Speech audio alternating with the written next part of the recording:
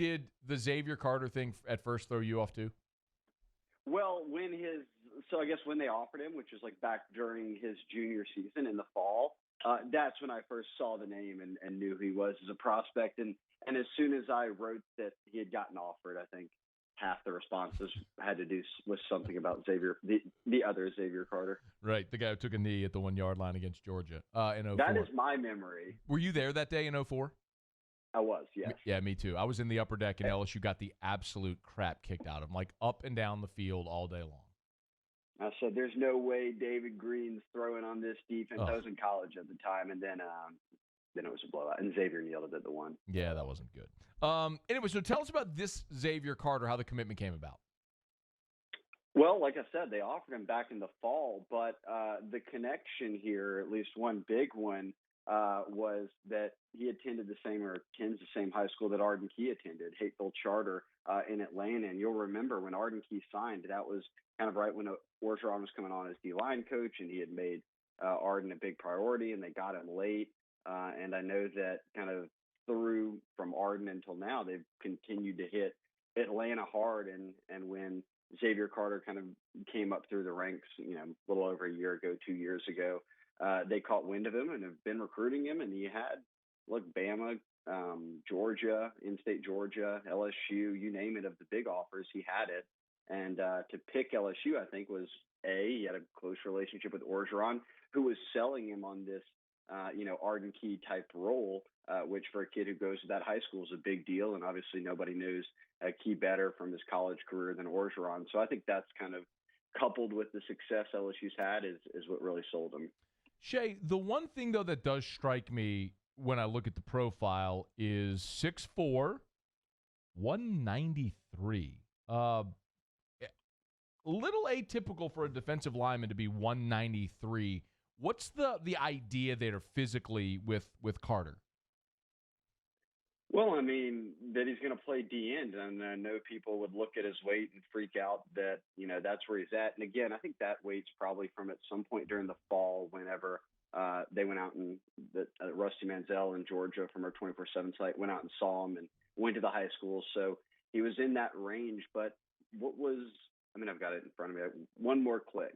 Arden Key was 6'5", 230 when he left high school. At least that's what he's listed at. He wasn't that much, but I do see it. At some point his junior year, he was 205. So not far off, right? If a guy like Xavier Carter right now is probably 6'4", 205, and around that same point at the same high school, a guy like Arden Key was in that range, then I think that's what you can kind of look forward to. At least you hope he fills out into that type of player. So he's an outside linebacker in high school, projects as a defensive end in a 4-3? Yes. Well, he plays with his hand on the dirt a good bit in his film. So, I mean, he's got experience playing a pure D end. But, yes, I mean, of the guys LSU's recruited recently in a 3-4 defense, you would see him as a chase-on type who's standing up and coming off the edge. But I do think that however multiple LSU might be, or if they're just got four down linemen, they're a good bit. I think that's what their vision for him is. Was this an Orgeron lead on the recruiting trail? Oh, no doubt about it. And I mean, Dennis Johnson had been recruiting South Georgia for him before he left for Baylor and when he was on the road as a coach. But this is Orgeron. I think there's a couple of pockets. Georgia, some parts of the Eastern Seaboard, really the Washington, D.C. area, and then L.A. That Orgeron seems to really take a very hands-on approach with. So couple that with the fact that Xavier Carter's a defensive lineman or an edge rusher, then absolutely Orgeron was the lead here. Shea, who is so you mentioned Dennis Johnson was recruiting Georgia. Who's recruiting Georgia now with Orgeron? I think that we'll get a feel for that because with the reshuffling of the staff really on the back end, we kind of get that sense of what everyone's territories are when they're out in spring evals, and they didn't have any of that this year. Right. So from talking to a lot of kids, we'll see when they send guys back on the road. Like, for instance, we know Kevin Falk's going to hit the Baton Rouge area, the greater Baton Rouge area, Walker High, all that. But right now he's not been able to go out and see any of those schools. So he's just been talking to them on the phone. So kids that I've talked to, in a place like South Georgia have said it's been their position coach and it's been Orgeron. What about the job Pelini's doing? Has he been able to really get involved at all? He has, but I mean, how much can you really sink your Right. teeth into things before you've even met any of these kids? And I think a lot of that, when you have a head coach like O, he says, hey, look, get in and get familiar with the roster and who you've got here and what you want to do with your defense and installs and all that. And I'm not putting words into his mouth, but my guess is that that's his mindset. Pelini, you focus on that, and trust me, we've got recruiting down, and you can pick up whenever we're back on the road. Got it. Couple more minutes here with Shea Dixon. Go 247. Go247.com. He's on Twitter at Shea Dixon. Make sure you follow him. LSU picks up a commit from defensive end Zavier Carter. So that makes 8, Shea. Are they – I know we talked maybe a couple of weeks ago or last time you and I spoke about how sort of the championship run put LSU a little behind in their recruiting schedule. Does it feel like they're catching up?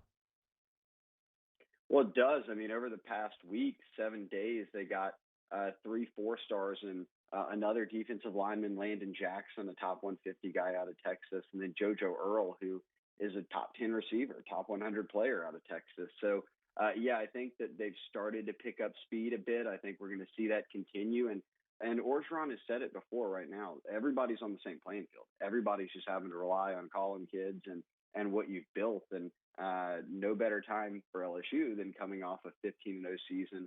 Then they dominate the draft. All of these kids who have been watching TV for the past year have had LSU sort of front and center. So that's really put them in a good spot with guys nationally, with their top guys here in Louisiana. I think that, not having that period where they played all the way till January 15th put them behind a bit. But absolutely, I think right now in the heart of spring, in a dead period, which never happens, I think you could consider them to be on fire, considering they have 3 guys in 7 days, and it looks like they're not slowing down. Okay, so 2 more things. All right, they're not slowing down. So what's next?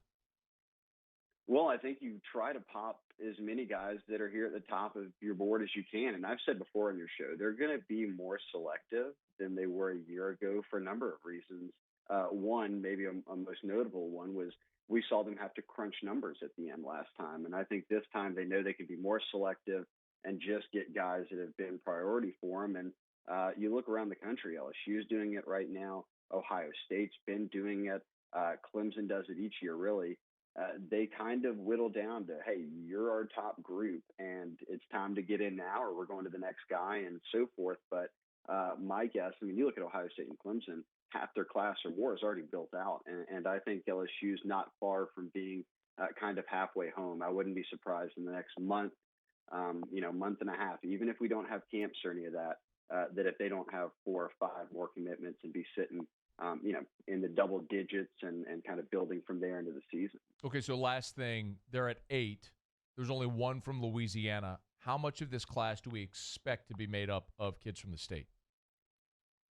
I mean, it's a great question. Last year, they only signed 5. I think the state's deeper this year. I think it's a little more top-heavy. So I'm probably going to guess between 7, 8 guys. But look, I'll tell you, Matt, number 1, Mason Smith, down in Terrebonne, a 5-star D lineman is obvious. Sage Ryan over in Lafayette, Brian Thomas and Chris Hilton are, kind of the big 2 receivers playing at Walker and Zachary. And then they're recruiting a handful of others. Savion Jones at St. James, they won a state title, and he was a dynamic defensive lineman for them, and he's a 4-star, and they've been after him hard.